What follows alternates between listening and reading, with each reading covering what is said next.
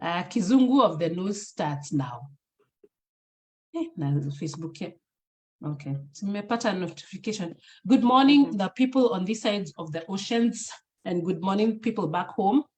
Our conversation today is on intimate partner violence, and as usual, we will start off with Saya. He'll do a small introduction because we have two new guests here on this forum. So let's go, Saya, transition. So hi everyone. Today's session is beginning with social media being what it is, having an interesting video that has become famous. I honestly don't know why it has. It's the one from Murife Don't Run. It's a picture of a young man being chased by two small dogs, and in the background somebody is encouraging them not to run, but that's exactly what they're doing. They're running for dear life. And it's right now being used for any place where somebody is at risk. It's just been used for soccer teams that are being beaten, and people post that to just say like, hey, just stay put and enjoy what you're going through. But should Murife run? Should Murife not run? The verdict is out there. All I do remember is my relationship with dogs is not good. I often tell my wife that growing up, my relationship with dogs is one of us was running, either I after the dogs or the dogs after me. And for that reason, I don't live with them. Might it be that there's another Murife who needs to run because Murife knew and understood in that immediate video the immediate danger he was in. And in spite of the supposed wisdom and concern and strategy of the people who are out of his experience looking into it, Murife decided, wait, he'll preserve himself. I just kept thinking as I watched that video, what if Murife really stood, and what if those dogs turned out to be way worse than the people advising him were? Would they be willing to share the video? Would it be humorous, as we've now made it humorous? You know, the ability of that story turning from humor to tragic was a decision away. Now it's all nice and candy and philosophical when we are talking about dogs and whether to run or not to run. But you know, dogs are called humans' best friends.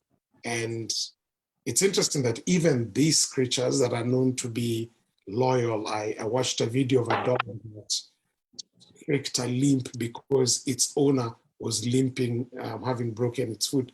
And for the entire period that the owner was limping, the dog also limped. It's amazing that creatures with this amount of loyalty can, at times for no explained reason, turn on their owners. But how much more when it is something more intimate? During preparing this, I was drawn to the story of Damaris Umutua. We probably don't even, that name doesn't strike a bell because it's maybe one of many statistics. She is or was a female athlete who was killed in Iten, which is a high altitude training zone in Kenya. And the alleged murderer, her intimate partner and a fellow athlete from Ethiopia called Koki Fai.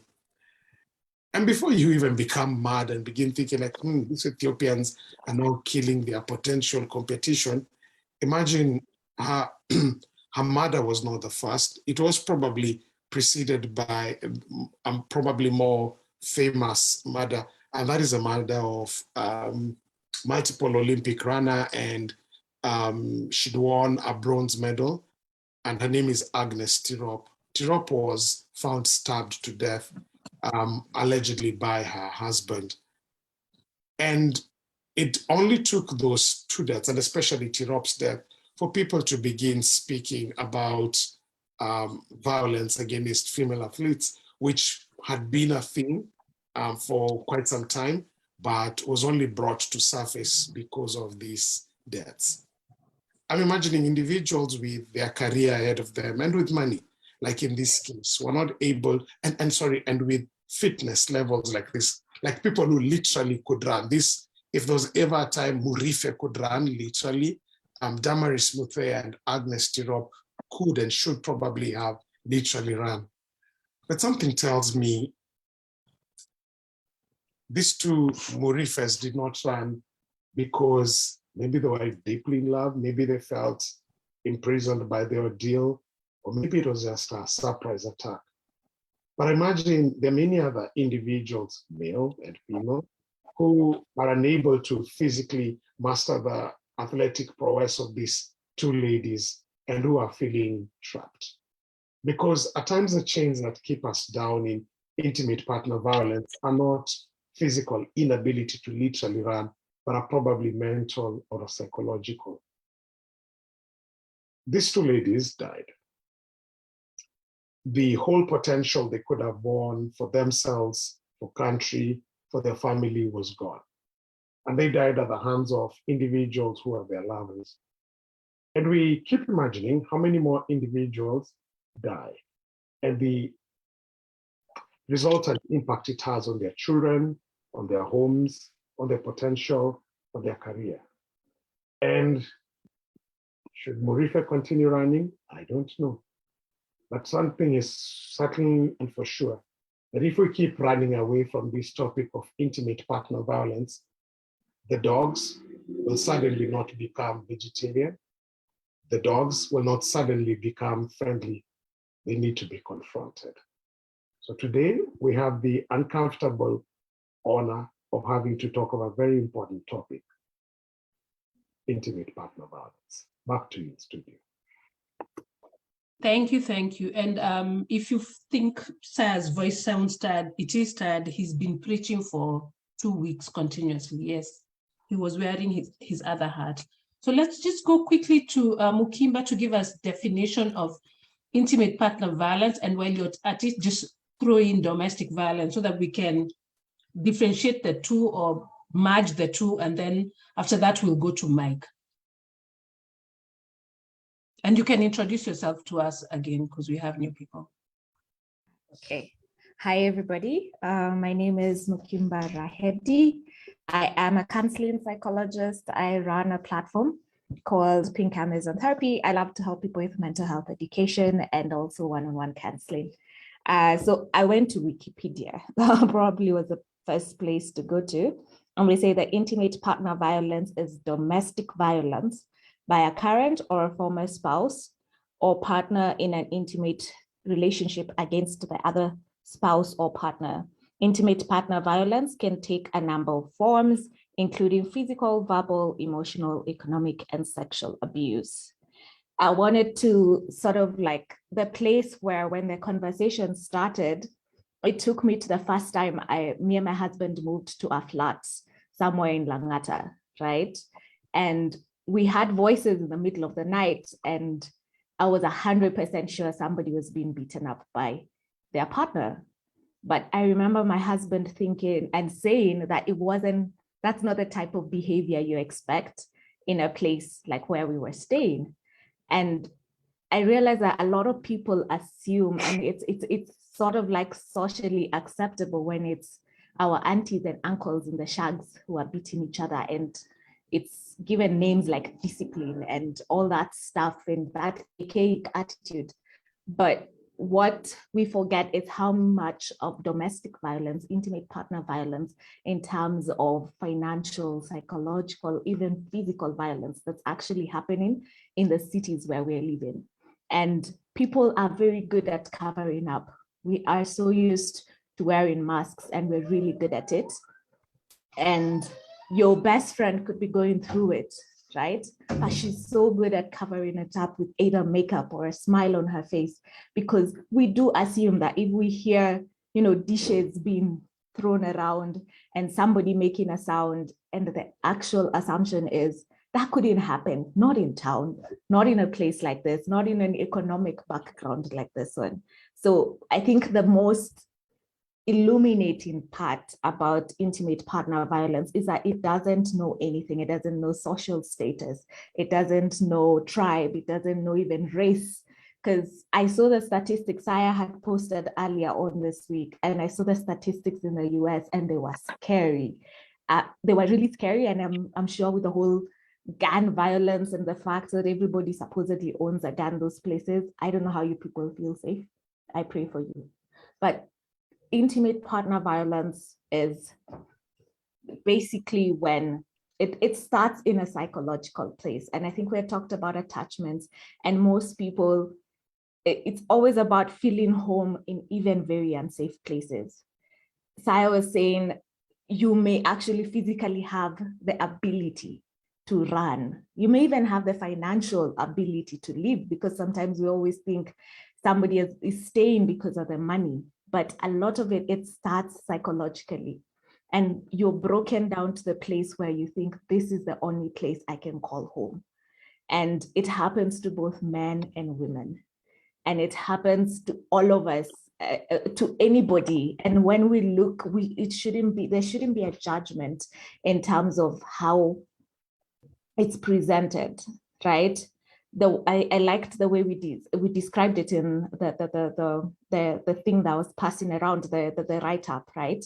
And it was basically, do you feel uneasy, right? And that's basically how you know you're in an intimate partner, like there's violence of some sort, is that you're not feeling at home. Yes, you think this is home, right? But there's a feeling, because it may not be physical. People are smart enough these days to ensure that there are no visible signs of what's happening. It might be extremely psychological or even sexual violence. People not knowing whether they still have autonomy over their bodies in intimate partner situations. And unfortunately, the only time we really talk about this topic is after there is an extra statistic. And especially if it hits somebody who we are like, oh my God, I didn't expect that to happen to so-and-so. So when it happens to, the shopkeeper's wife, we're very quiet about it, right? It happens to those kinds of people. But when it happens maybe a bit closer to home, that's when now the conversations are had. But Saya is right. These conversations should be had. I don't know if I've done justice in sort of like explaining what intimate partner violence is. It's also the financial, it's the sexual, it's the physical, it's the psychological, it's the emotional discomfort where your autonomy is not respected, where your freedom is not honored. I think you've done, I think you've done it justice. And Mike, Mike, are you there? Because it's... Yes, he's there. Oh, he's there. Mm-hmm. Mike, would you take this opportunity to just peel back the mask on from your point of view, and just give us a bit of your background and why, because this panel is full of women, is not, it's women. Just tell us why this is a cause that is close to your heart, and help us to peel the layers and the mask.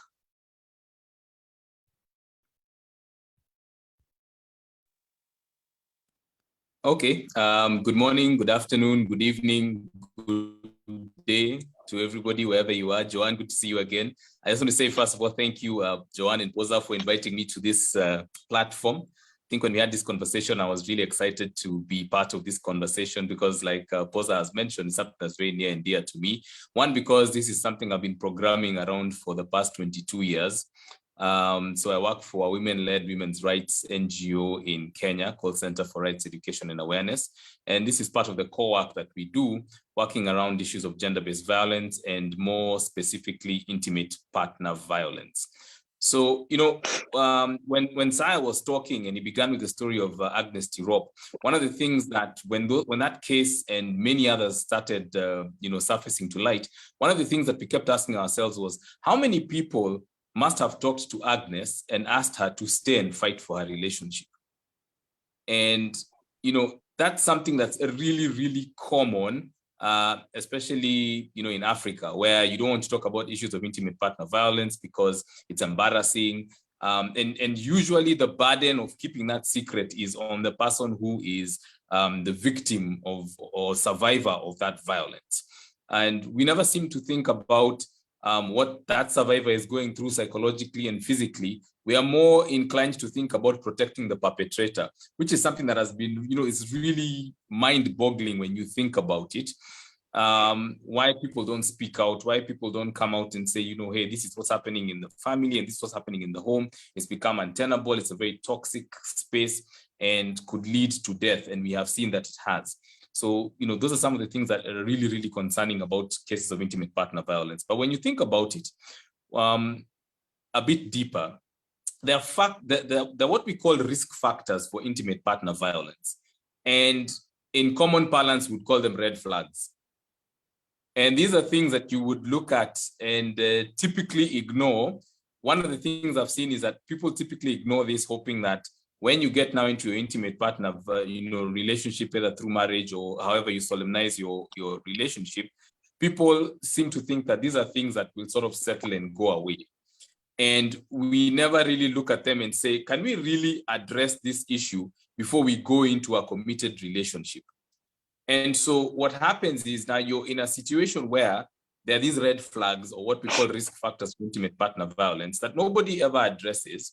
And they just keep, boiling and boiling and boiling until they come to the surface, and then it becomes what it is. So things like alcoholism, things like extreme anger or inability to manage anger, any mental health issue that you can think of, economic disparity between the couples, especially finances, are one of the things that very, very quickly bring a lot of tension and space for intimate partner violence. I think during COVID, we're able to see that even in Kenya, the cases of intimate partner violence really, really rose to such untenable heights. I think by the time the PS for gender was talking about it, we were hitting almost statistics of about 70 to 80%. So it was really, really bad. And then you could begin to peel back the layers and understand that the reason why it's happening is because couples don't even spend time with each other, they don't know each other. So when they were put into a situation where they had to spend an extended time period together, you began to see they don't know how to communicate, they don't know how to healthily resolve conflict. It became an issue of, oh, I lost my job during COVID, and now you're the one who is bringing the bacon home, so to speak. And now there's a power imbalance there that had to be addressed, that nobody knew how to address. And so there were all these things that we began thinking about. And so one of the things that we've been doing as an institution is to look at preventative approaches to intimate partner violence. And one of the things that we've been doing is to try and adopt a couples program from Rwanda called Indashikirwa, which is a couples program, which is something that is, I have sung to the, from the rooftops and from the mountaintops, that it is important before couples go into a committed relationship, there must be some sort of couples training, which is really important. We just sort of assume that because people love each other, love will take care of everything that comes up after that, which is not true. And so what we are beginning to see is that there is that need for people to actually have the skills and the knowledge about how to, for example, handle conflict, how to discuss finances, how to discuss in a healthy way how many children you want to have. So that it's not a given that because I am the man in the relationship, I am the sole custodian of decision making, and so whatever I say goes. In Kenya, for example, one of the things that has failed to make it into legislation was the issue of marital rape. Because under Kenyan law, one of the defenses to rape is to say that that is my wife. So if you think about it contextually, it basically means that a woman cannot deny her husband conjugal rights under any circumstances whatsoever. And that becomes a very complicated thing to think about, because if, for example, your spouse is unwell, if, for example, even your spouse basically doesn't want to have an intimate sexual relationship with you, you forcing yourself on her, by all definitions, is rape. But because, the powers that be there, I think many of them were perpetrators at the time that law was coming into place. That is our Sexual Offences Act. So it fits to, quickly remove that clause on marital rape.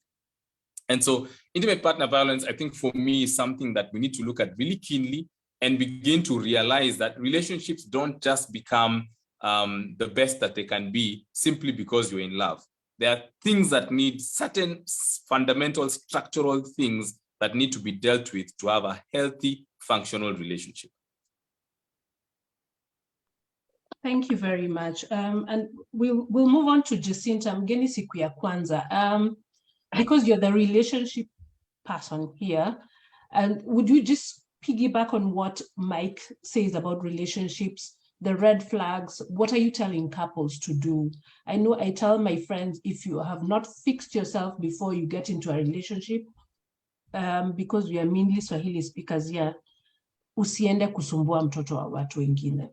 You had better just stay alone rather than just be a luggage or a source of someone else's stress. Jacinta, take it away. Hello, everyone. Good morning, good afternoon, good evening. My name is Jacinta Mutonga. I'm based in Washington, D.C., grew up in Kirinyaga, Kenya. I am a self-love and relationship coach, and my clients are mostly women, and my work with women is to help them cultivate or nurture a healthy relationship with themselves, and so that they can show up in a relationship in a healthy way, and to also be able to understand what do healthy relationships look like? How does a partner who is healthy look like? How do I vet the partners that I'm bringing into my life? But that all starts with you, right? You having a healthy, functional relationship with yourself, and truly understanding that you do deserve to be loved right, and to love right.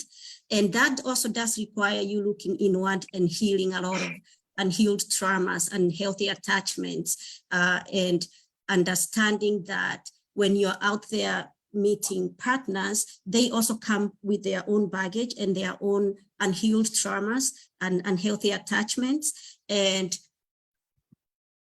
trauma is actually a big part of why relationships are so dysfunctional. And a lot of it has to do with unhealed childhood trauma. So while I don't work with men, I do work with women for them to understand themselves on a deep level and do some deep healing. Joanne's work and myself and my work are very complementary, and we collaborate quite a bit, but it's about understanding why we show up the way we do, even why we stay in very toxic relationships. And one of the biggest things I hear people say is that because you're making money or you live in a nice neighborhood, that in and of itself is sufficient for you to know how to show up in healthy ways in relationships. That is not true. Domestic violence or abuse happens in every sector of society, in every country. It has nothing to do with your education level. It has nothing to do with how much money you make. It has everything to do with us projecting a lot of our traumas on each other in relationships. So that's the work that I do. And one of the things I've found to be very true is in these very toxic relationships, there's usually a grooming process that happens because you don't meet somebody today and they are abusive tomorrow. There's usually a process to it. And there is trauma bonding that happens in these relationships where you get attached or sometimes almost addicted to somebody who is also very abusive to you. That is trauma bonding. And when you're trauma bonded with a person, extracting yourself out of that bond takes a lot of, not just awareness, it also takes a lot of healing, and it also takes a lot of inner work for yourself to feel really good about yourself and worthy of healthy relationships. So when people are in these super toxic relationships, there's a lot of psychological factors that go into it. So just talking at people, you just need to leave. Many people are like, but how do I leave? I'm completely addicted to this person. The love addicts would stay in very toxic relationships. And it's not until they understand this dysfunction, then they're like, so that's why I keep going back over and over to this person. And until people heal this, the factors that cause them, that make them stay in toxic relationships, trust me, they're going to leave this toxic situation and the next one will be the same. So they repeat the same cycles over and over and over. So my work, the work I do is to really peel the layers or understand the subconscious drivers of why toxic relationships are there to begin with, but why people stay in them, even when they consciously know this situation is not healthy for me, but they almost don't have the empowerment, the courage, or even the strength to leave. And you will actually hear people say things like, I know this person is not good for me, but I'm addicted to him, or I can't leave. There's also sexual physiology that goes on. And you hear people will say, he's toxic or she's toxic, but the sex is so good, right? Mm-hmm. So until we understand the reasons why people get so addicted to these cycles, a lot of times trauma and toxicity is very familiar to people. And especially even when you come from a childhood where you saw these behaviors or patterns modeled in your childhood. So you don't know what healthy relationships look like. And somebody who is subconsciously or behaviorally or psychologically, all they know is toxicity.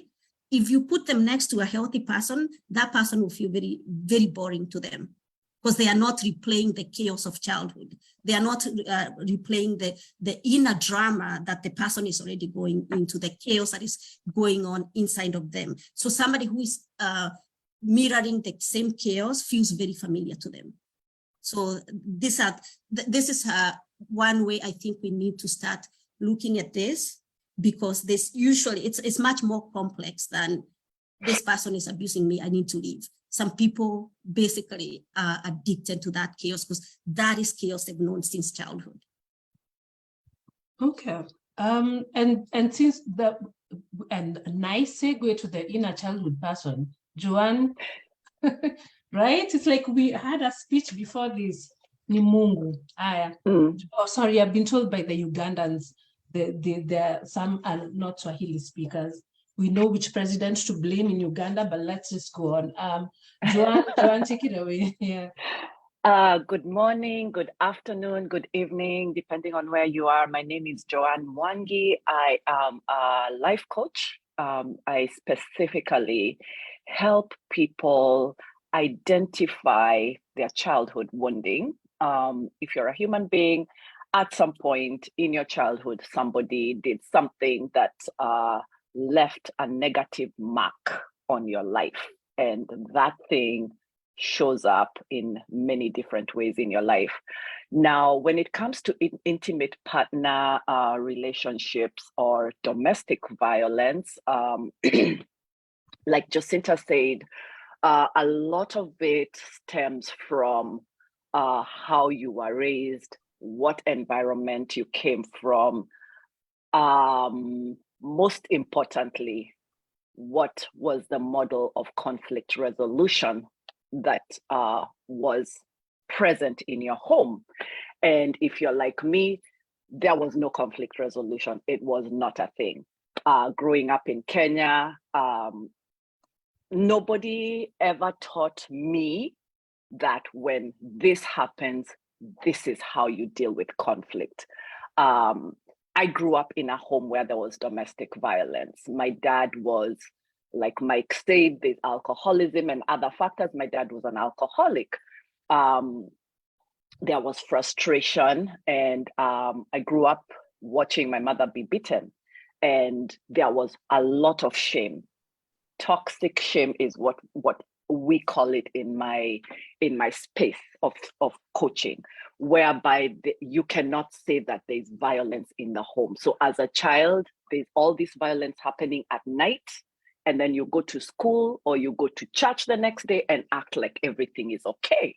And you're expected to function in society like everything is okay at home. You don't talk about it, with the family, you don't talk about it with friends, you don't talk about it with anybody. But now as adults, as we start talking about it, guess what? It was prevalent in most homes. And like Mukimba said,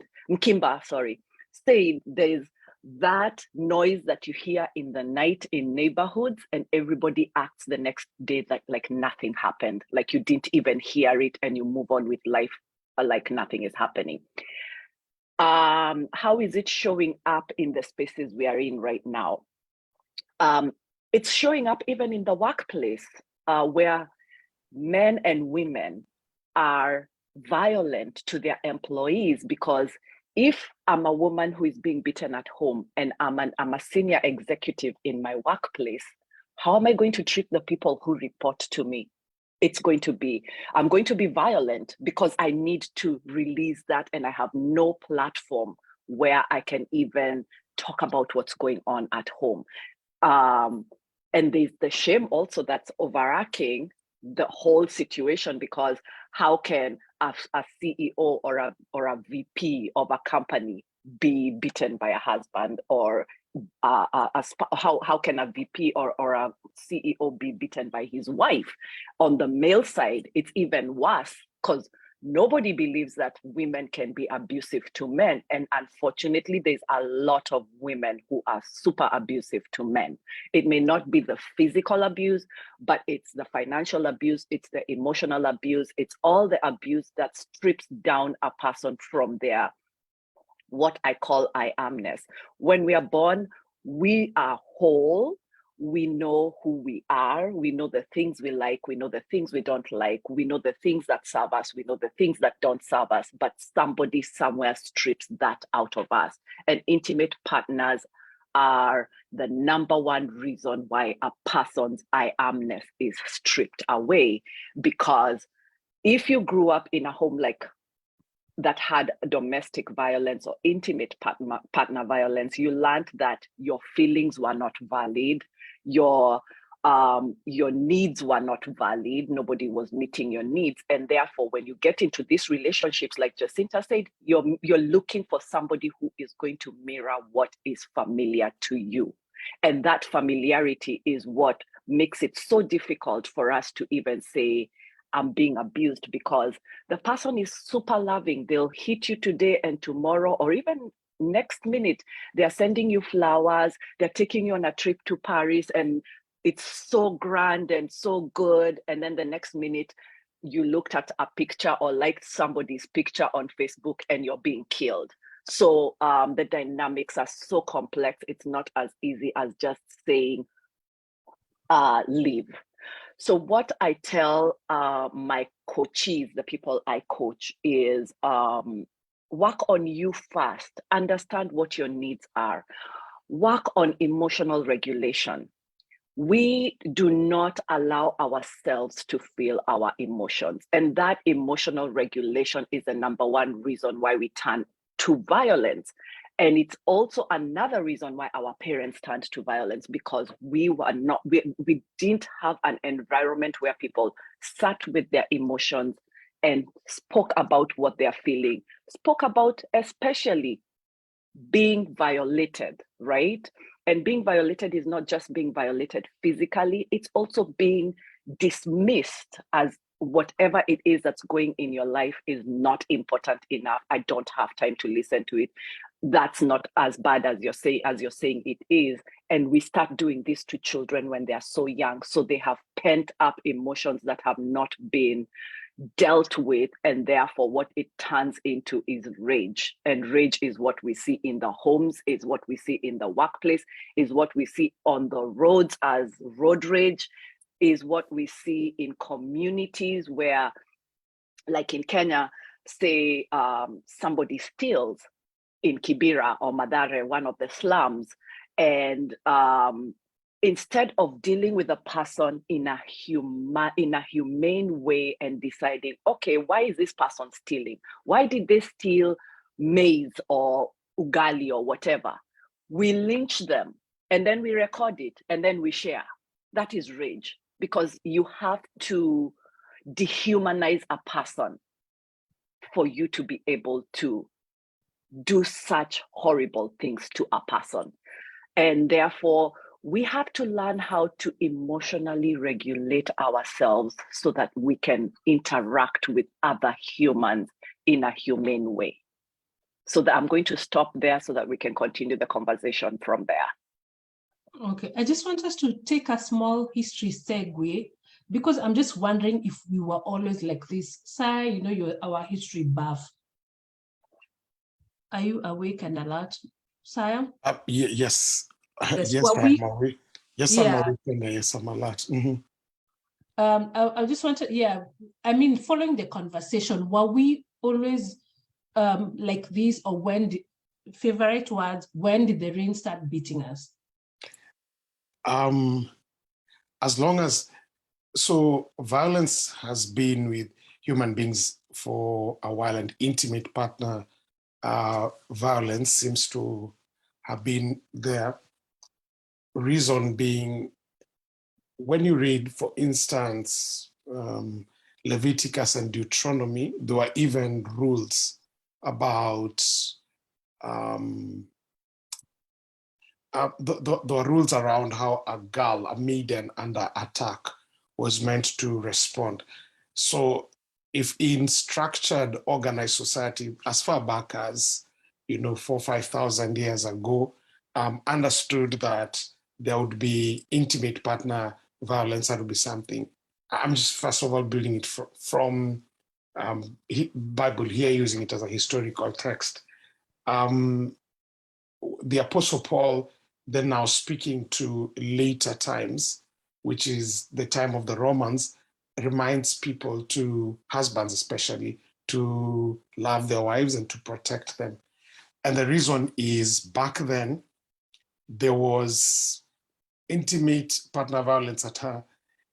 The sexual practices of, like, say, the Roman time were very bizarre.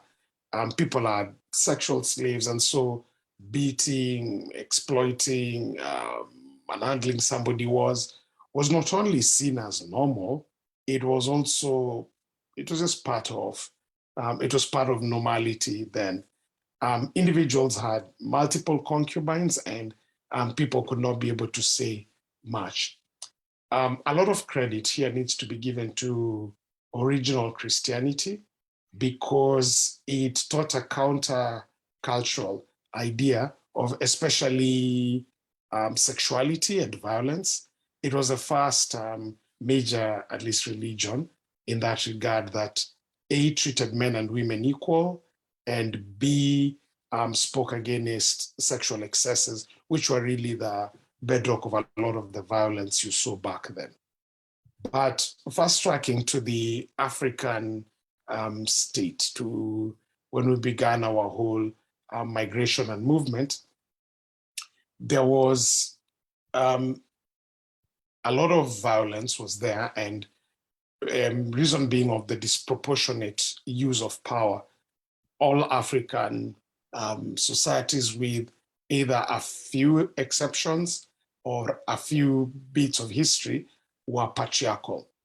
So the Kikuyu had a time when it was matriarchal. The Giriama had a time when they were led by a woman.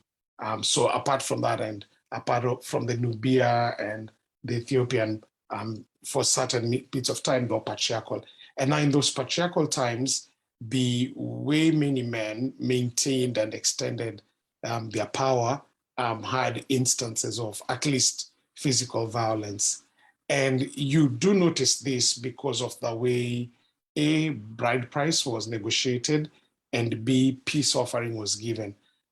You had, even as late as the 50s, the 60s, and even recently, there's a modality about a woman feeling mistreated, goes back to where they come from, and then the man's family would come, and there would be a whole exchange of goats and stuff like that. So yes, there was. It's really not something totally new. It's been something that has been with us. Traditionally, we didn't speak about it like the way we're having a Zoom call, because it was, our cultures have been a lot of shame and honor kind of cultures. and where speaking about violence or its existence was seen as bringing shame to the community, and therefore it was something that was dealt with hush-hush.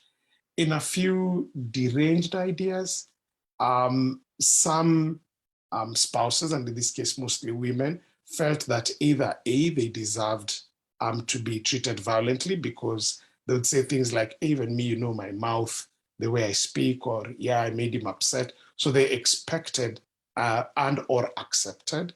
And B, in some few very bizarre places, it was seen as an expression of love, that because women in some societies were seen as children, and therefore violence, in this case like beating, was seen as a form of discipline or an expression of love or of dominance, and was seen as something to be expected or even as a demonstration of love.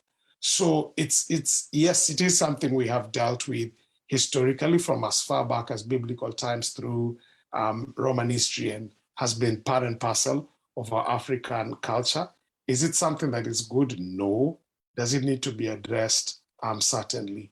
But let me say, much as the history has been unfair on the women, there are certain communities where it is the women who've been perpetrators of domestic violence.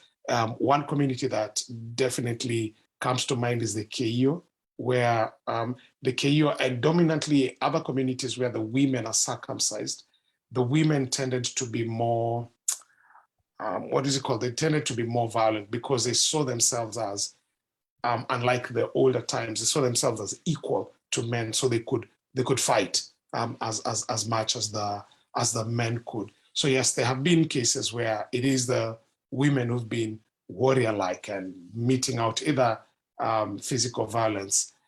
Where the women have not been profound at doing the physical violence, they've done the other forms of violence, the verbal, either by speaking or by withdrawal, or in some cases using things like sex as a weapon, withholding it or using it to bend the will of their spouse according to their wish.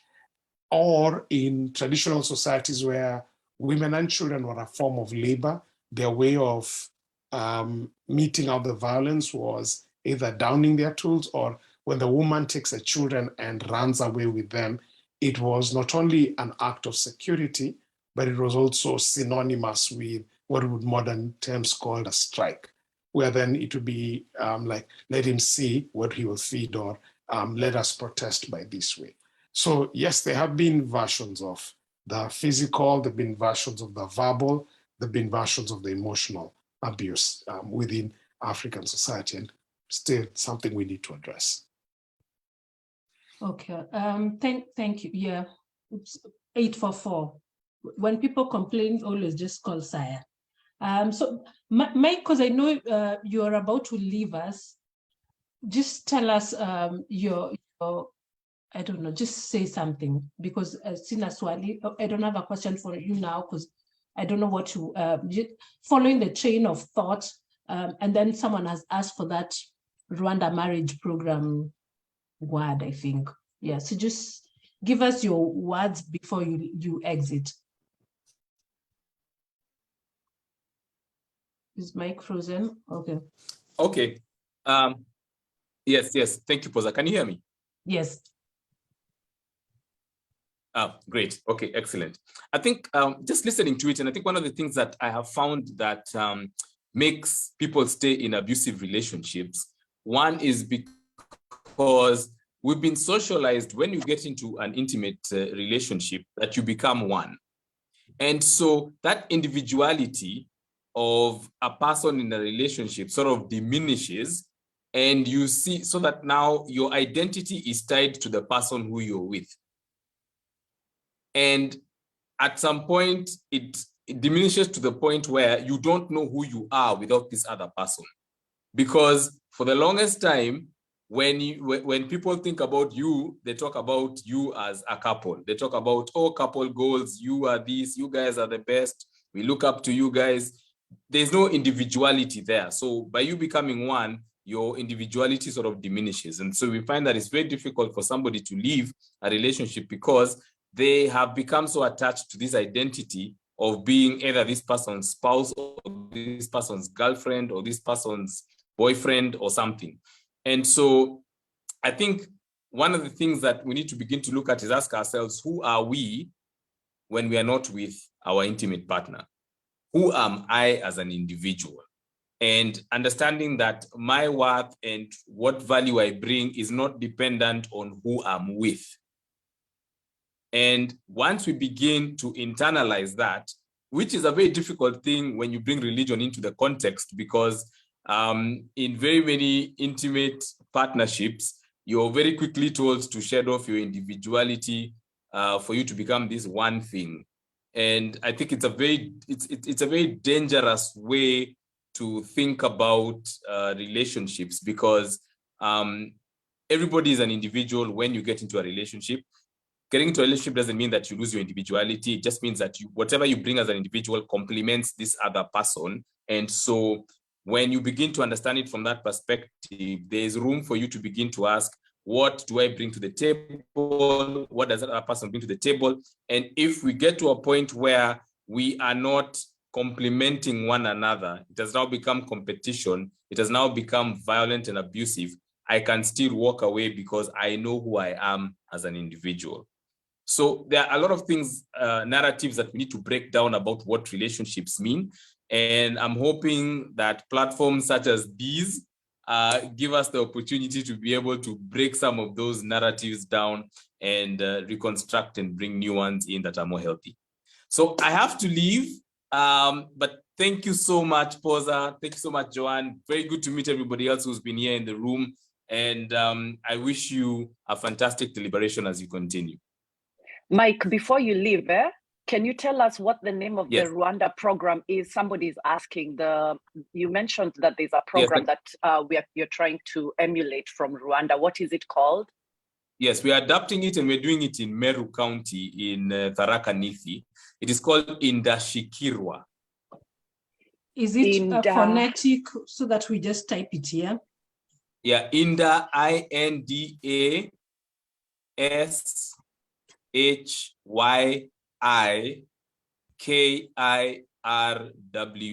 Indashikirwa. Okay, thank you. Yes. I don't know if Thank you so much for joining us. We'll see you next week for part 2, right? Yes, absolutely. Thank you. All right, thank you. Bye-bye, everybody. Bye-bye. Thank you very much. See you next week, or yes, we will chat. Tutaonana and you may attend. Okay, sawa. Okay. Thank you, Posa. So I know we've jumped the gun quite a bit, but I just want us to go back and focus on how the forms of intimate partner violence. And I just want us to start with the very obvious one, Mangumi na Mateke, and then go to the subtle ones that we may not know. And Mukimba, just start us off, the very obvious ones. And if you can touch on stalking and choking and all that, the things that we don't think are, yes, I'm gonna stick to English. Swahili is a beautiful word. So let's stick to the obvious forms of intimate partner violence that are visible to all of us, so that if they stand out, we can call it out. Okay. Yes. So yeah, we say the physical violence, right? That's hidden, right?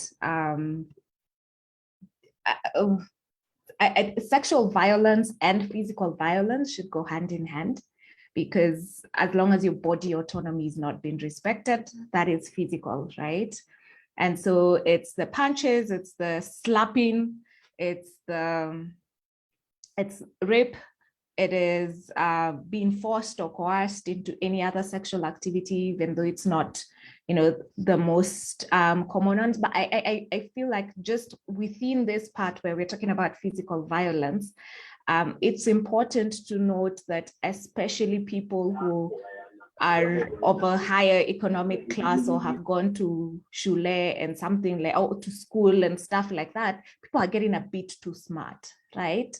And especially for me, like I have seen individuals claiming to have a partner who is so intelligent about the way they perpetrate this physical violence that they ensure that it's not in areas that can be seen, right? They ensure that it is probably in areas where you can easily cover up, and so that it does not seek their attention.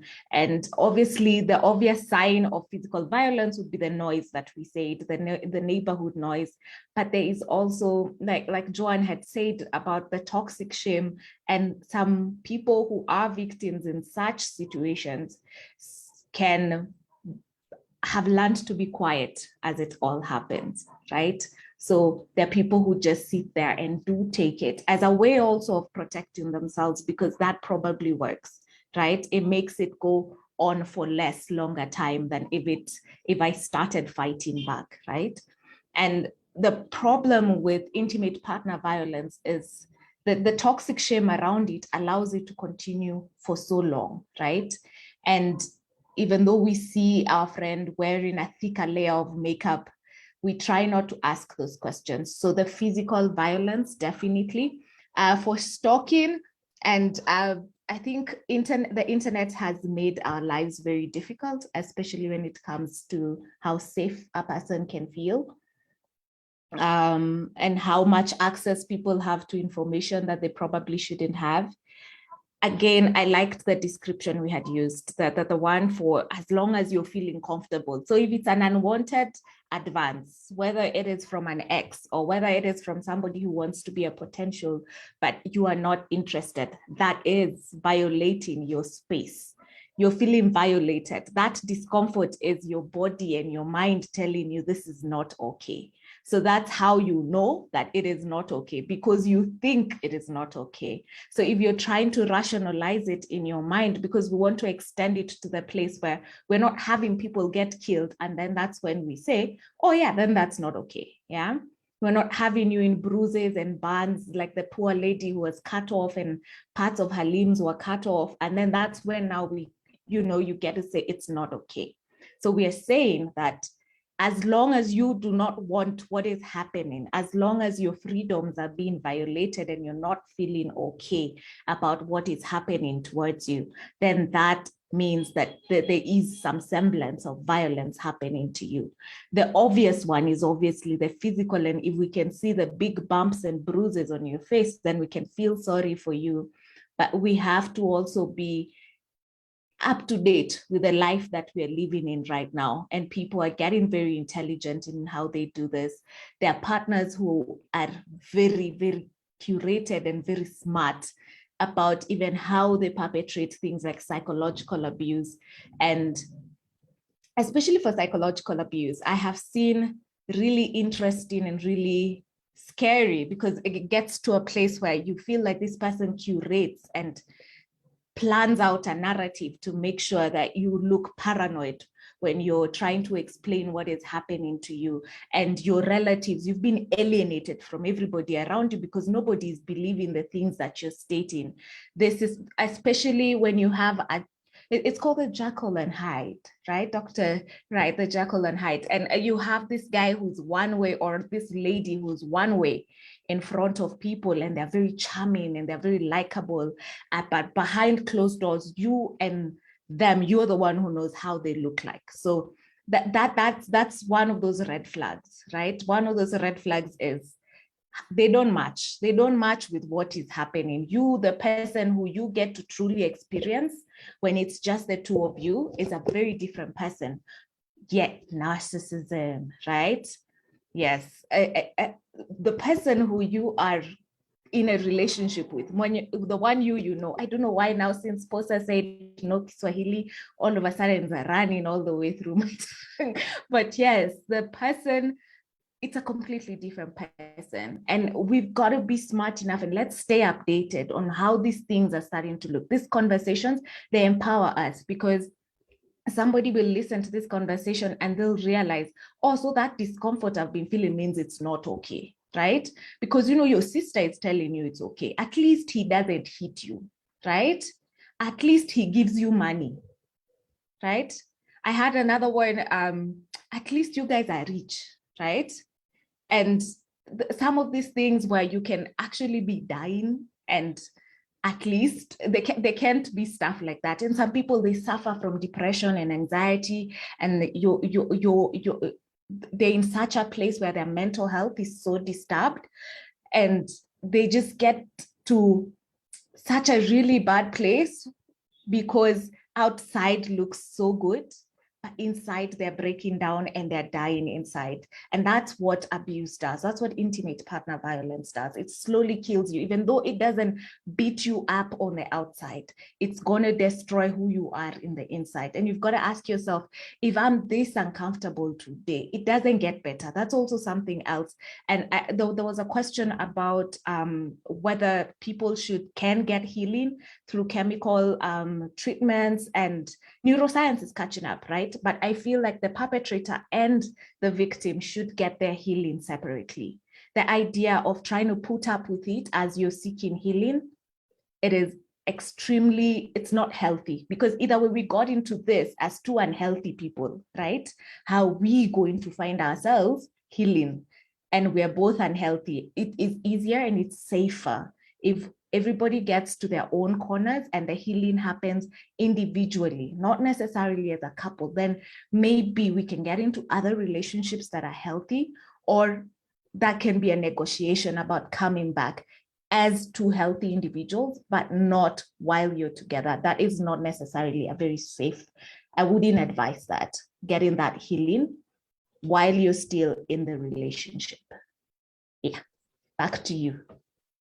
Thank you. I just want, this is the Jacinta and then Joanne. I want us to, as we talk about the subtle forms of abuse, I want us to, if any of you can, who's comfortable talking about the cycle of abuse, and then let's go to the subtle, the economic abuse and all those forms. Jacinta, do you want to start? Yeah, sure. I like this. As I said before, abuse doesn't necessarily start at from the onset of the relationship. There's usually, for lack of a better word, a grooming process that takes place. So any relationship that usually turns violent or toxic at some point, it starts very, very intense. There's a period, that infatuation stage, where we are doing the love bombing, where it can feel so intense, and the person takes you on this high. And healthy relationships are usually organic. There's a process. They take time to unfold and the connection to build. In this type of relationships, the relationship starts almost very addictive, very, very intense. And there is a lot of, you're the person I've been waiting for my whole life. You can almost feel like it takes you back to your 16-year-old self, who is infatuated who is meeting a boy or a girl for the first time. And then once that has taken place, there is now this second stage where there's subtle comments and control tactics, where there'll be words said like, we don't need other people other than you and I. That is now that process of isolating you from the people and the community around you that could potentially see the red flags that you're not seeing. And it's also very, very subtle. It's not somebody saying, I need you to stop talking to your mom or to your best friend or to your sister. It is using words like, oh, you don't need them. We are good, we're enough, the two of us. Then that will graduate to the gaslighting, where gaslighting is this emotional, psychological, manipulative tactic where they start invalidating your perceptions, your feelings, your emotions, and you start doubting yourself. And in the worst case of gaslighting, you completely start questioning your own sanity.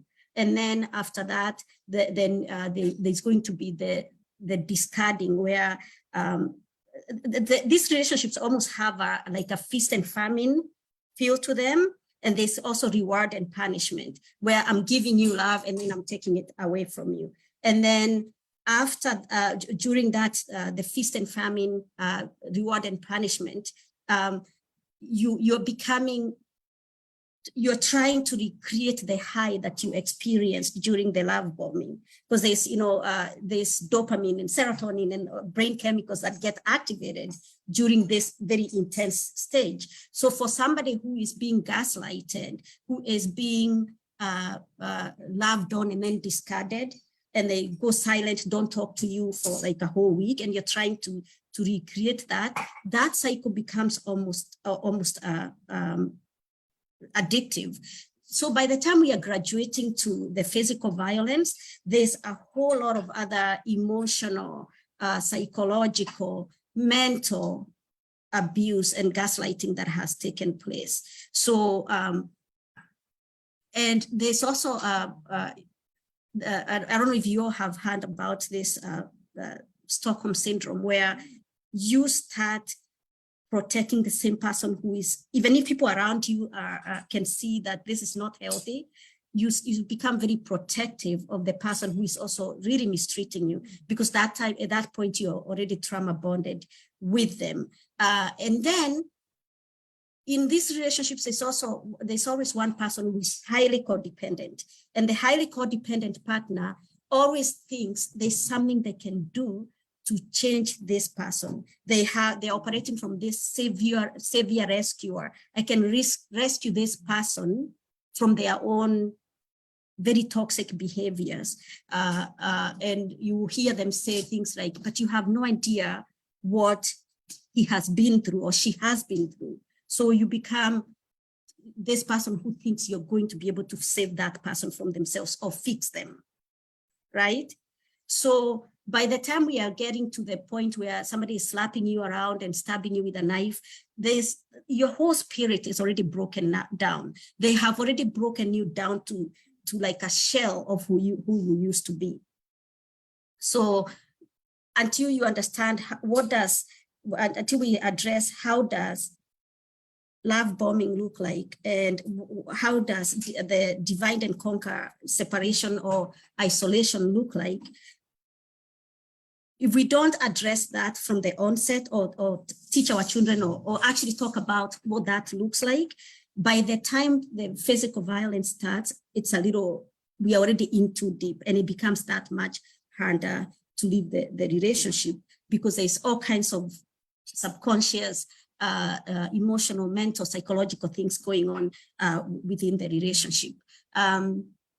The graphic you have here, incident is forgotten, no abuse is taking place. Yeah, that's the honeymoon phase, which is, it's very romantic, that the honeymoon phase. It's very intense. It is, you feel like you're in nirvana, someplace you've never been. And then it continues now going down.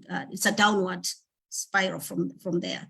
So it's important for us to actually start talking about how it all begins and how it ends up where we are seeing dead bodies and body bags and all that. It doesn't start from day one. You're muted, Portia. You're muted. I'm sorry. I should have spoken Swahili that time, right? Joanne, go ahead and then throw in a power to this equation. And yeah. I actually don't have anything to add. This cycle of abuse, the image that you have there, like, totally explains everything step by step. I don't know that I have anything to add. The one thing, though, to add in terms of the cycle, right? I could add something in terms of the effect, especially where children are concerned, because we also see both men and women I've spoken to men who are like in abusive relationships with women who are emotionally abusive, right? A lot of women are not physically abusive. Women are very emotionally abusive, right? And we tend to not acknowledge that women can be abusive because we also operate in packs. We operate in packs like wolves, and we give each other very bad advice and then go and destroy the man, quote unquote, destroy the man. And a lot of times when a man is in a relationship like that, just like women in abusive relationships where they're being physically abused by a man, there is this notion that I am staying for the sake of the children. That is like the worst thing you can do for your children, whether you're male or you're female, because children learn how to be humans from the adults. So if you're a man, you're teaching your sons and your daughters how a man is supposed to be. If you're a woman, you're teaching your children how a woman is supposed to be. And you're teaching them how relationships are supposed to be. Whether you're telling them or not telling them, what they're witnessing in the home, what they're hearing in the home becomes their template for life. Those little boys and girls are the ones who also then become bullies in schools. Those little boys and girls are the ones who become bullied in school where they cannot stand up for themselves. So don't stay in abusive relationships for the sake of your children. Don't use your children as an excuse to stay in a place that is not safe, because those children are learning that if mom does not agree with dad's result of conflict resolution is punching mom, and therefore they start living that way. And the girls on the flip side learn that if I do this or if I don't do this, it is okay for a man to hit me. And the men learn the boys learn, if a woman is unhappy with me, her resolution of conflict is not to speak with me, is to be the ice queen. We have those women who are ice queens. They silent treatment, and you can cut that with a knife. And everybody in the house is walking on eggshells because nobody knows when this woman is going to explode. That is a very unsafe environment for children, psychologically, physically, and everything, and it strips them of their well-being. So when we say we are staying in relationships for the children, we are doing more damage to the children than good for the children. So that's what I wanted to add in terms of these dynamics, especially where children are involved. Thank you, Joanne. So are we able, okay, Anne has asked a very personal question. I think Mukimba or Joanne or Jacinta, would you kindly reach out, because I wouldn't want us to discuss this from my, let me put my clinical hat on and all the English. Anne's case is a bit personal. I think one of you can take it up, and then we will see if she can be helped, because this requires work. If you can read the comment, yeah, it needs a bit of work. Okay, I just want us to discuss, as we segue from Anne's question, I want us to discuss special populations, and these are adolescents. And I know East Africans, you might block your ears, but we have to discuss the LGBTQ population, because they are being affected and afflicted, and there's nowhere to run to. And for people who are on this side of the oceans, we have to discuss our fellow immigrants, because it's also a special category that that is suffering, and because of, depending on how your papers are, that adds the equation. I know we are going to tackle the institutions next week, but let's touch on that because we have very many immigrants. And this is the nyara nyara part of the conversation. There's no better word than nyara nyara. Joanne, don't give me those eyes. It's you. Does anyone want to take up the Mukimba? I think you're our adolescent person. What are you talking to them about intimate partner violence for their own age group? Like you said, conversations need to be hard. I honestly, there's no need to sugarcoat information. So especially with young adults, it's important that whatever has, because it's sort of like being that intermediary between what Joanne has said, what they've seen in their homes, right? What they have experienced, what they have considered love should look like, right? Because most of us, and I'll be honest, as long as somebody is over the age of 30, I have a feeling nobody talked to you like about what to even get into relationships, right? We didn't even talk about dating in my household. So whoever you dated was just some secret and you had to figure it out, right? So most of the, was, is he cute? Do my friends think he's a certain type of way? There was not much reasoning and rationality. And by the time you're hitting like 26, 27 here, there's some serious character development, right? Because you have gone through the ringer. Whether it is you didn't know how to look for just compatibility, right? Because that's also something we don't pay attention. Yes, outside here, everything is checking off the boxes, but are we even compatible, right? So all these conversations are really important conversations to be had. How do I know that I am safe, right? Am I comparing it to mom and dad's relationship, or am I just saying this is what makes me feel safe? Do I feel hard? If mom and dad never listened to me, a partner who never listens to me might not be an issue. But maybe I love being heard. I love being respected. I want that autonomy to give my opinion and to have somebody else give that opinion back to me. So it's really important that these conversations are hard. And especially with young adults, that's the best time because you're preventing this whole situation from happening. You're ensuring that everybody is prepared. You have like the skills that, I forget his name, I think it was Mike, was talking about, those skills, right? How you entering into these things if you don't even have skills. If we have disagreements, how do we sort this out? If I'm feeling disempowered, where do I go to feel empowered?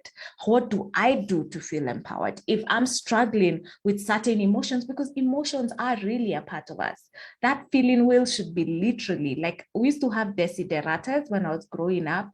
There was that desiderata and it had words for what every household should do. I think the feeling wheel should be in every single household. What am I feeling?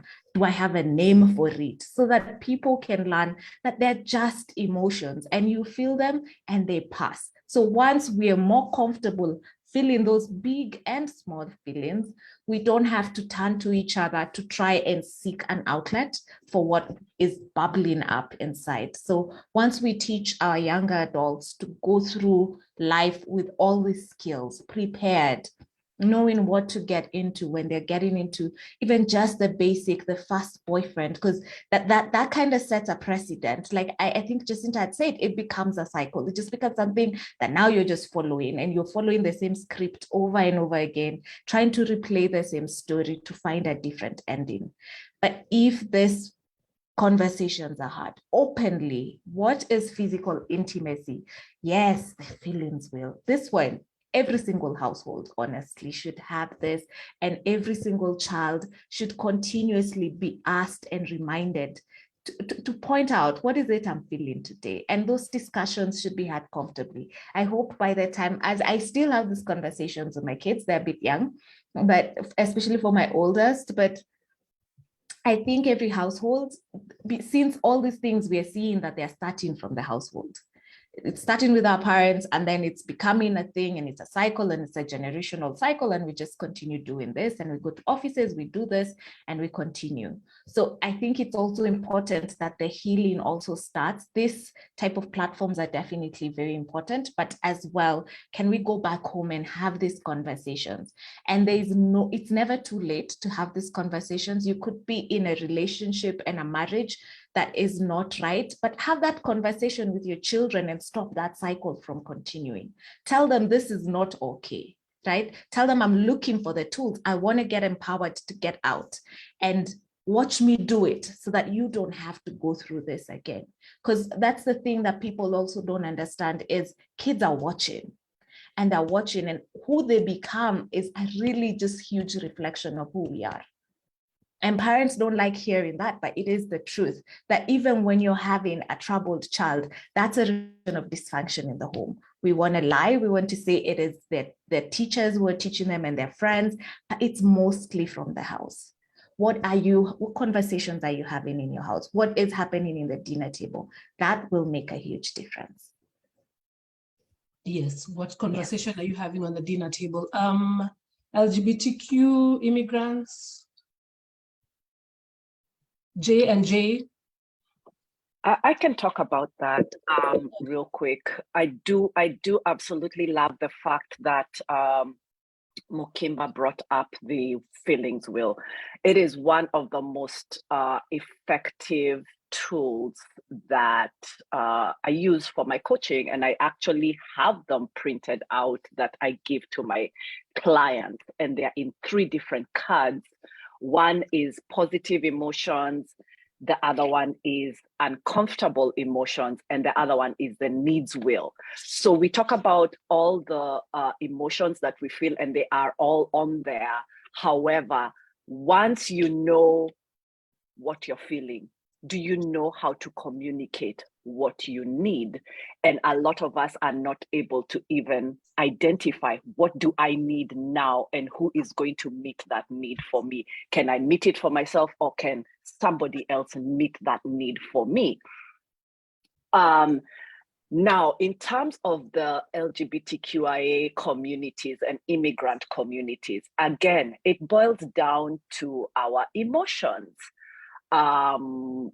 Do we know what we need? Do we know what we are feeling? Are we able to safely communicate with our partners how we are feeling, how a certain thing is making us feel?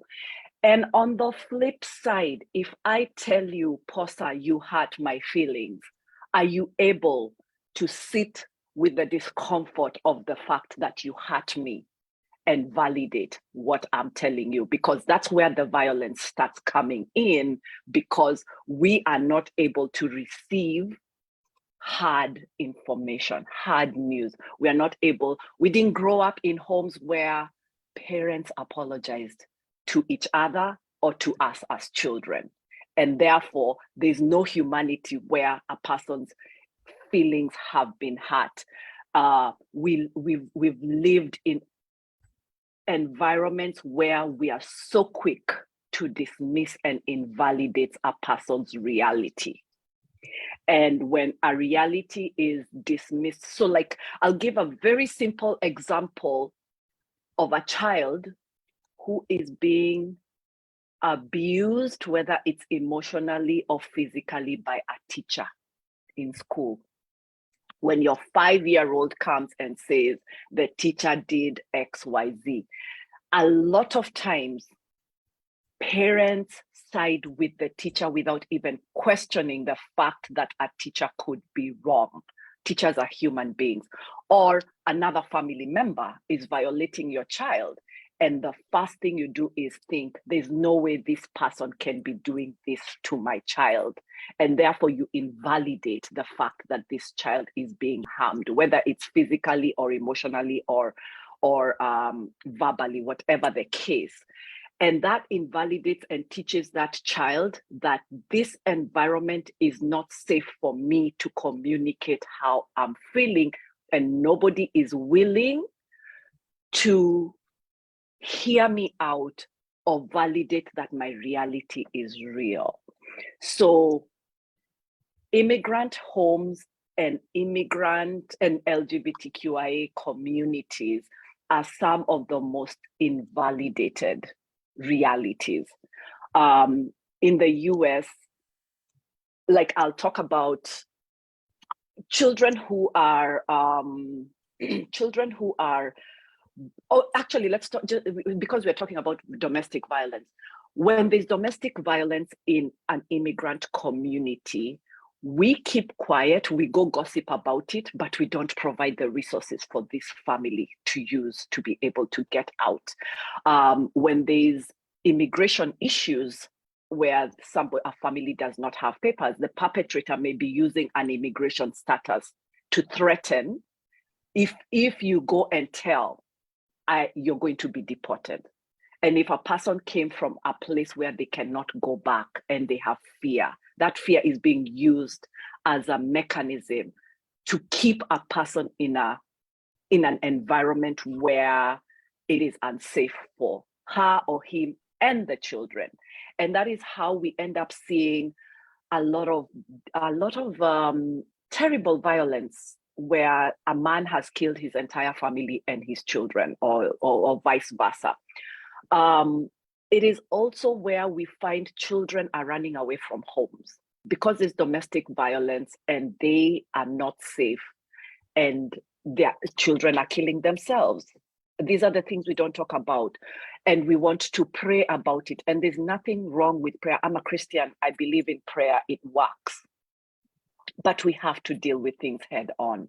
We cannot pray away violence. We cannot pray away sexual identity. We cannot pray away some of these things.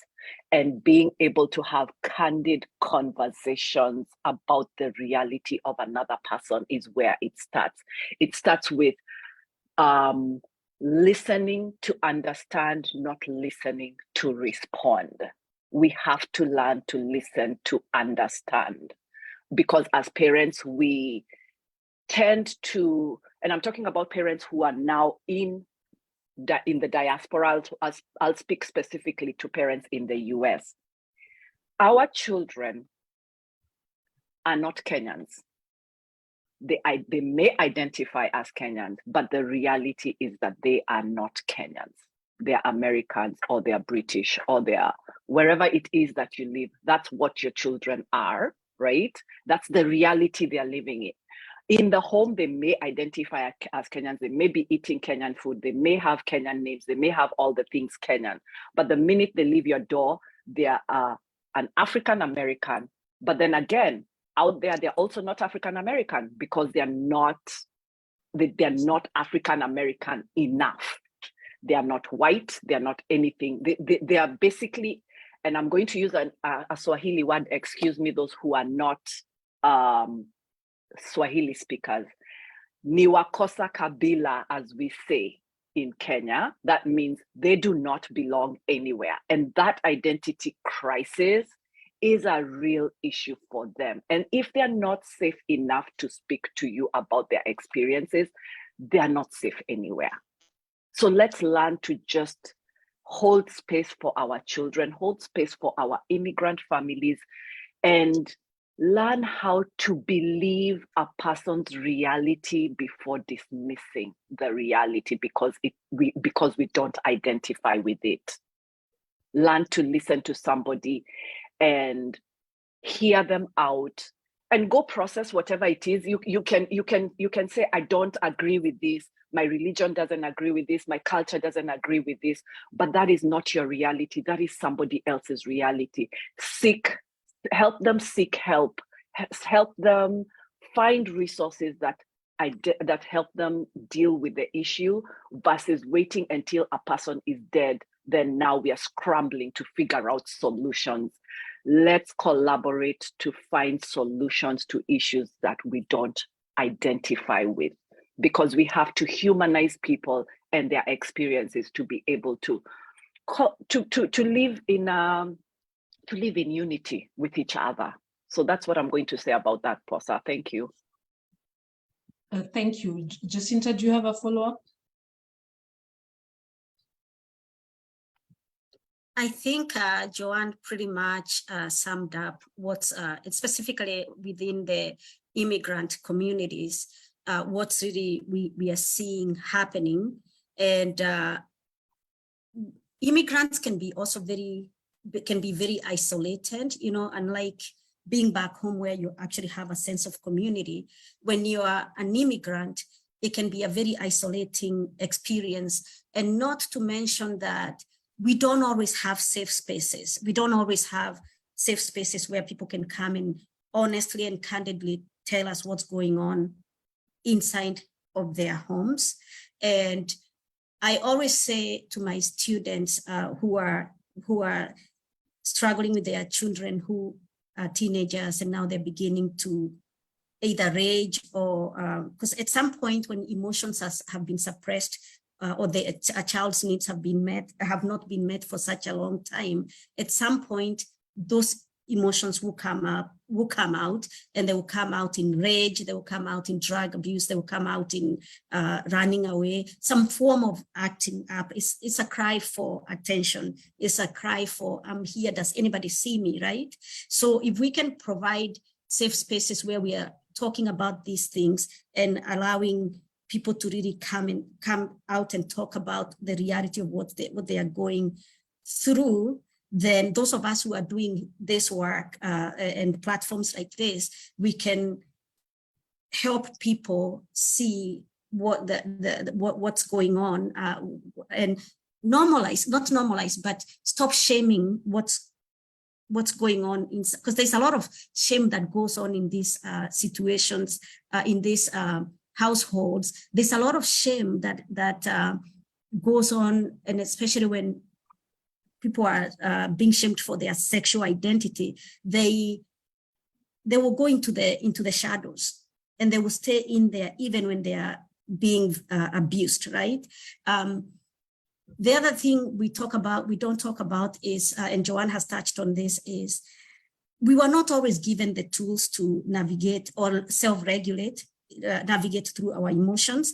If anything, a lot of us grew up where our more difficult emotions, and again, human beings come with a spectrum of emotions, right? We have the so-called positive emotions where happiness, laughter, joy, that one is celebrated.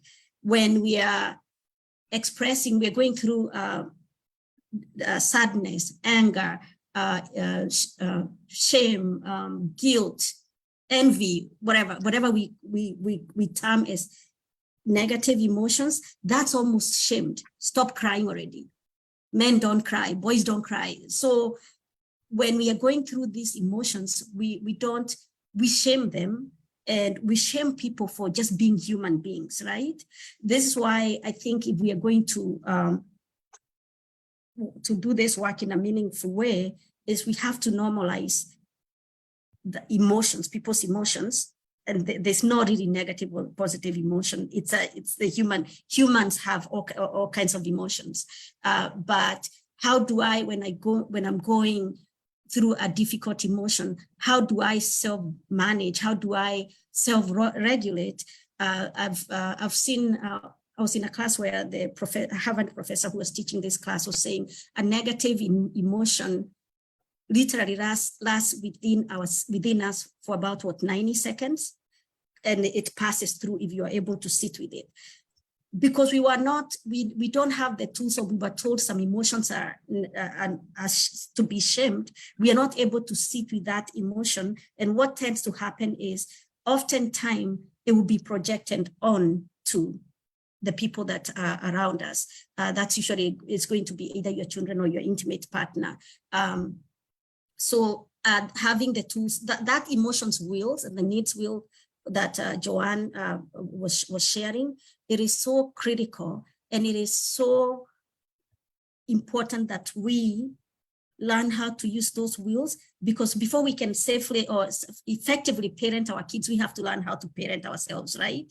So if I don't know how to parent myself, I haven't parented myself, almost always I will not be able to hold space for my children when they need me to hold space for them to regulate and go through their own emotions. So the work, oftentimes we see, here's my teenager, work with them, change them.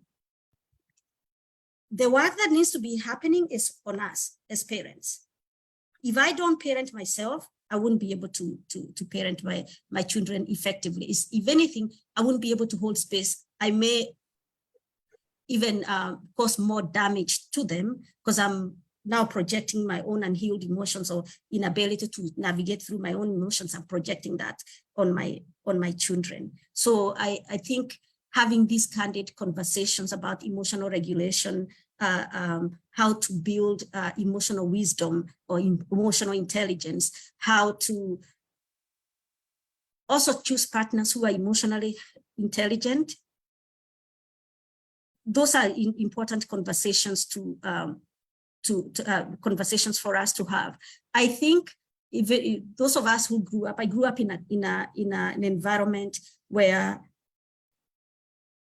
you're a little girl, you're playful, you're going through life, and then you start your period, and then you're told, now you're a woman, stay away from boys, boys make you pregnant.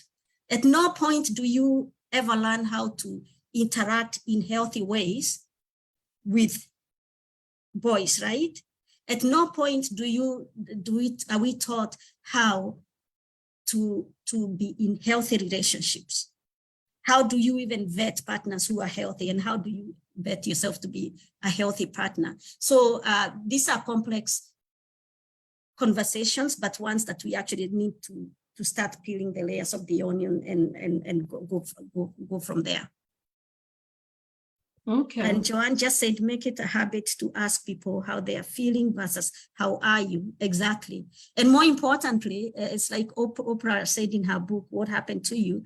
When people are acting up and they are going through really difficult times, we often ask, why are they behaving like this? Instead of us asking, what has happened to this person? What happened to this person? What could be happening to this person?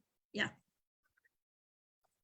Thank you. And we tackled that question when we did the parenting, let's just call it was a seminar. I've put the YouTube link over there. And since I want us to, at least by 11, we go and eat brunch or dinner, we always end with hope. I want us to tackle the issue of hope. But first of all, because Steve has asked a question that directed to the boy child. Saya, you're the boy child over here. I don't know if you're able to read, because read it, but just talk about what the boy child needs to do to relay the emotions, to talk about the intimate partner violence that's being meted to them. I know you guys don't sit down and discuss these things, but what are you telling the men out there? And then we will go through the rest of the panel and your take-home message on how to heal, because we are going to conclude this topic next week on the rest of the domestic violence, because we have not tackled beating of children and all that, plus the dog and the cow, and the role of institutions, the church, Apple and its tracking system and all that stuff. So Saya, stand for the boy child. What are we telling the boy child? Just exactly the same, the same messaging that has been passed on here, that you're worth it, you matter, you value. So far, I think the first half of the question about intimate partner violence, whichever the gender, and now specifically for the men, it comes from a sense of feeling less or not up to scratch. So I think the message first to the men is, hey, you matter, you're worth it, you're important. Nobody, not even your spouse, should mete out violence to you. Then the second thing is, yes, and especially in many African settings, when men are the victims or the recipients of intimate partner violence, they will generally retreat into silence. And I think therefore it's to encourage the men not to do that, because silence is normally the first step before final withdrawal. And individuals who withdraw then will begin medicating or trying to mask they're challenged very often with either work or drugs or sex or some other excesses to try and compensate for this other thing. So it's just to remind the man that they are what they have potential, they have giftings, they have abilities, they have a whole life ahead of them, and they should not allow intimate partner violence meted out on them to put them down. And then the third and final thing, it's part of the longer arching conversation of making it okay for men to talk. And because men will hardly come out in public to speak, it is a question of them being able to tap into smaller circles of accountability or smaller circles of trust and hope. This would most often come in the form of a trusted friend, an older mentor, or someone like that. But the men need to learn to talk, especially when they are on the receiving end of this kind of violence. Now, granted, it's a very challenging, it's a very troubling topic, but it is not one that is altogether hopeless. But there is hope for the men. They, of course, most of the picture has been of them as the perpetrators of the violence, but we do recognize that, yes, when they are recipients of the violence, we treat them with the same other messages given throughout this, variably throughout this call, but then insist on those three things because they're specific to men. Over to the rest of the panelists. Okay, thank you. One, so that we give at least room for one or two questions. So like, if you were to give one recommendation on how to bulletproof yourself against IPV, go for it. Mukimba, let's start with you. Moja. You're mute, yeah.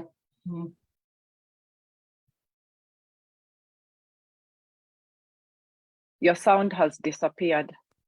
She's unmuted, but we can't hear you. Nimetoa nini? And now? Okay, there. Yeah, better. Okay. So yeah, the first, knowing yourself, right? We've been talking about understanding who we are.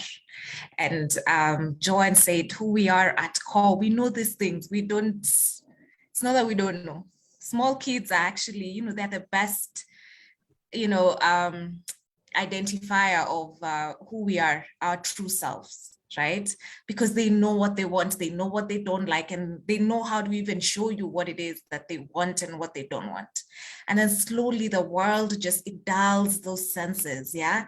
It gives you so much noise. So turning off that noise and tuning into that, and inner child work really helps with a lot of that. You've got to engage in a little play and a little understanding of who you were, that point when you got hurt, and all that good stuff that you've missed out on, and connect with that person. Because then when whatever else comes at you, you're like, you know what, but I know what I want, and this is not it, because I can identify, right? I know what my needs are. I know how it looks like when those needs are met. So you're clearly not doing what it is that I am expecting of a relationship. So I think just knowing yourself better is the best shield.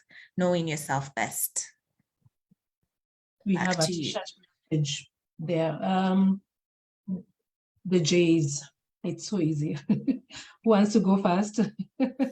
I can go, and I'm not going to do one because I'm going to be I'm going to disobey the one thing and just give a couple. I think the most important thing is ask yourself questions, asking yourself questions consistently, and to be able, because emotional regulation or emotional intelligence is the driver of a lot of things that we do or don't do. Understanding your own emotions, positive, negative, whatever we want to call them. Ask yourself every hour on the hour, how am I feeling? Then why am I feeling the way I'm feeling? And then what do I need? When you're able to consistently check in on yourself at any given time and be able to name or identify what you're feeling, the chances of you being a perpetrator, whether you're male or female, are very slim. And if you then are able to identify, I'm angry, and you self-regulate, you're not going to go project that anger on somebody else. And if you do, you're now intentionally harming another person because you know that you're angry and you know that you should step away, but you've decided you're going to go harm another person or going to unleash your anger on another person. When you learn how to self-regulate, it's easier to coexist and to remove yourself from situations that could turn out to be volatile. The other thing I like to ask people, and this one is really hard because you need to be self-aware to be able to do this, is look at the people around you, look at their body language, look at their facial expressions, and try and see how people are experiencing you. Not how you're experiencing people, but how are the people you're with experiencing you. When you start yelling as a mom in the house, what is your child's face telling you? What is your husband's face saying about how they're experiencing you? And being able to recognize that will get you to stop showing up as an abuser of some sort. Now that's hard, but it's something that can be done. Lastly, get a therapist.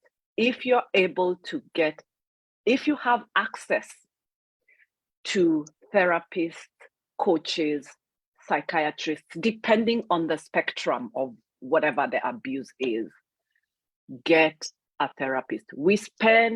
I've seen us spend thousands of shillings, thousands of dollars on external things that don't make us better.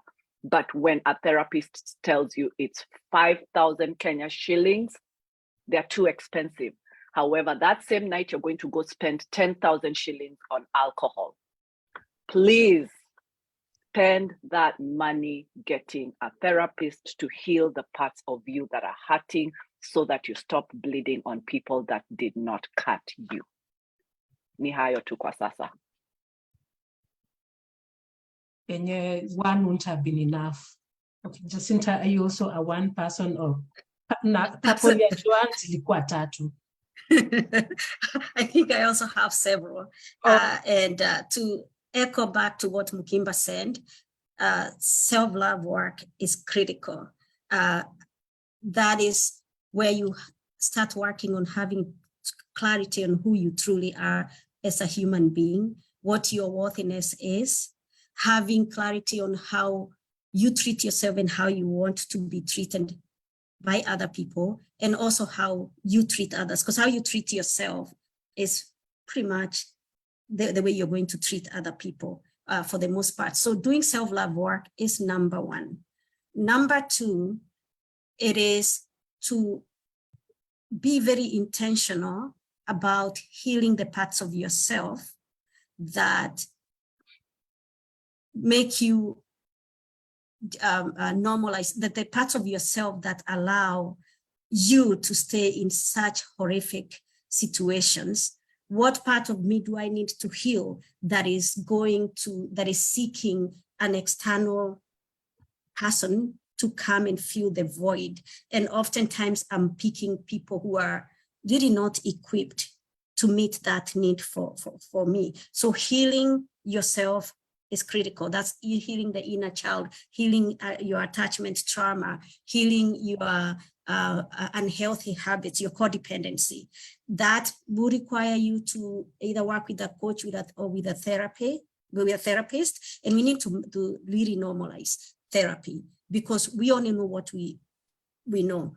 A therapist, a coach will see our blind spots that we may not be seeing, and they'll be able to show us our own patterns of behavior that we are not conscious to, right?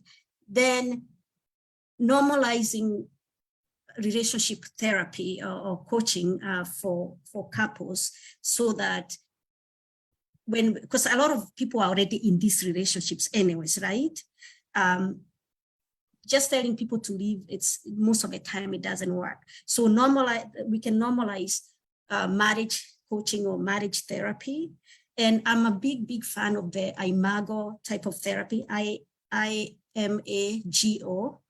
therapy. I saw that actually on Oprah Winfrey, and you can do IMAGO therapy online. And it approaches marriage counseling or marriage therapy from the perspective of the things we are experiencing are just symptoms of something deeper than the behavior itself. So imago therapy looks at why is your partner showing up the way they are, and why are you showing up the way you are? Because when we come into relationships, it's not just Jacinta and John. Jacinta comes with her own baggage. Jacinta comes with unhealed trauma. Jacinta comes with conditioning. Jacinta comes from love having been modeled a certain way from childhood. So does John. They come with their own baggage. They come with their own inability to self-regulate. They come with their own conditioning. They come with their own even religious upbringing and cultural upbringing. So imago therapy allows couples to look at each other from that perspective. And when you understand your partner from a deep level and you hold space for them to do their own healing, and they're holding space for you to do your own healing, more than likely when moving forward, you're going to actually relate to each other in healthy ways. So I think normalizing this kind of assistance and help, it will go a long ways,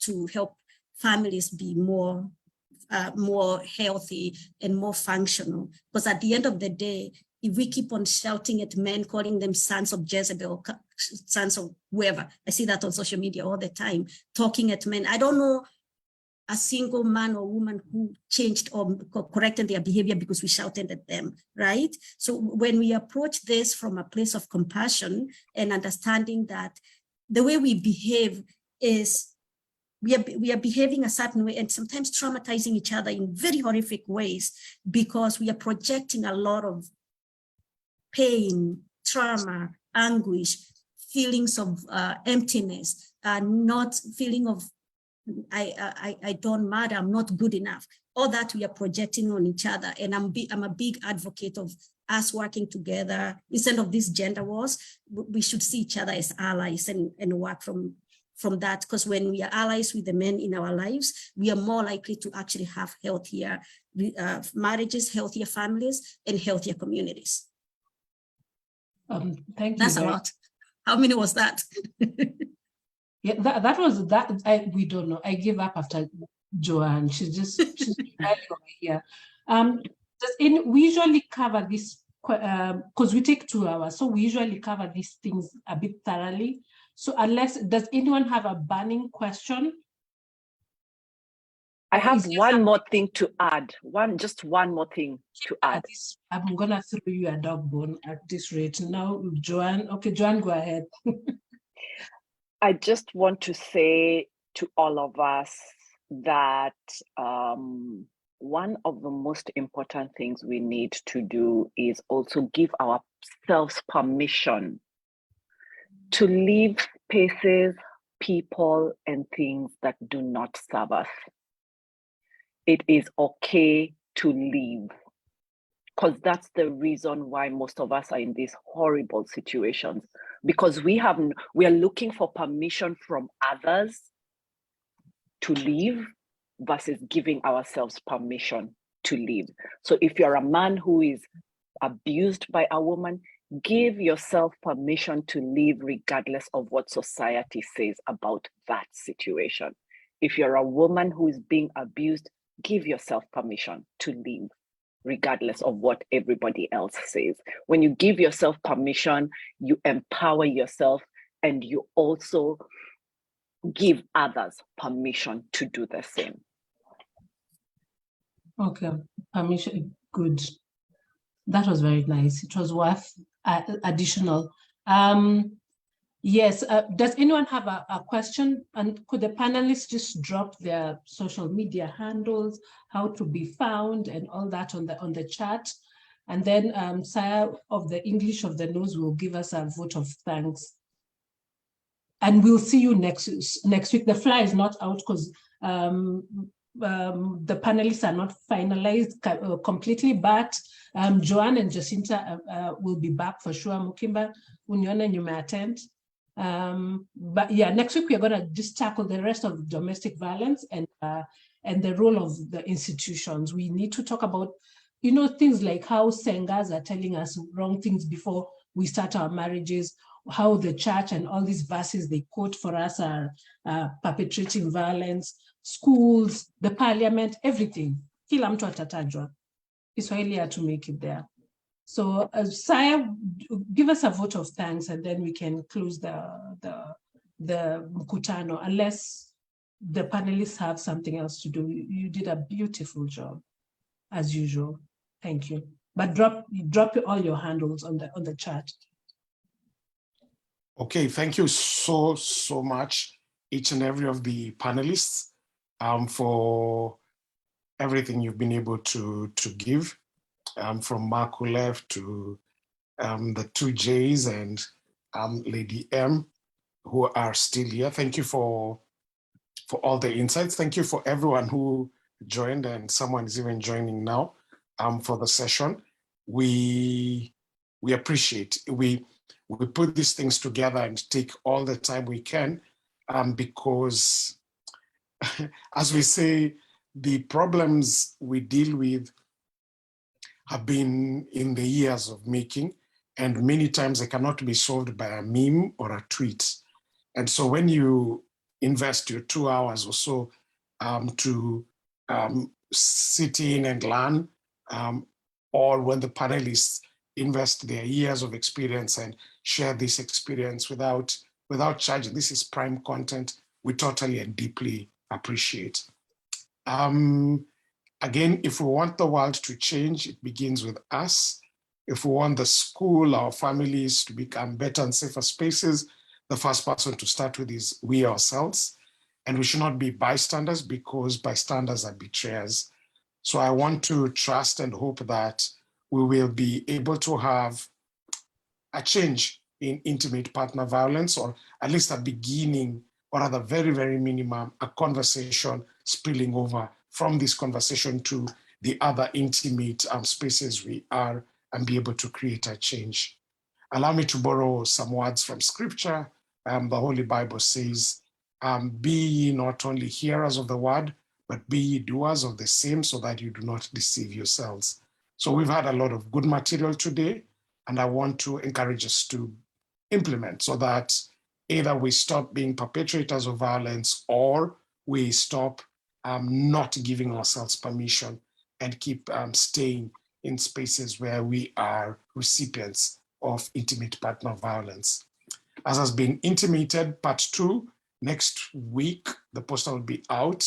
We'll be speaking more about the institutions and the individuals and the ideas that perpetrate this violence, and be able to speak to it. At times it's done innocently, at times it's done intentionally, but whichever way, we need to now address the individuals, the institutions, the ideas that are cultivating and perpetuating intimate partner violence. Through the handles and the spaces you get this information, you'll be able to do so.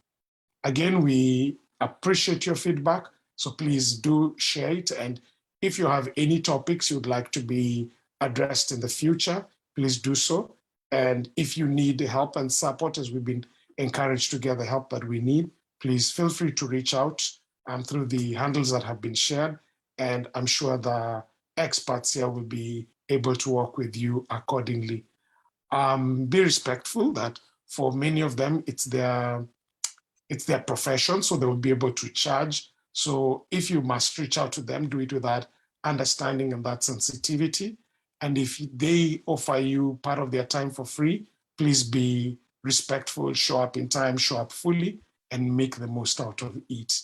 Remember, time given to you is taken away from something or someone else. So please make it count for you.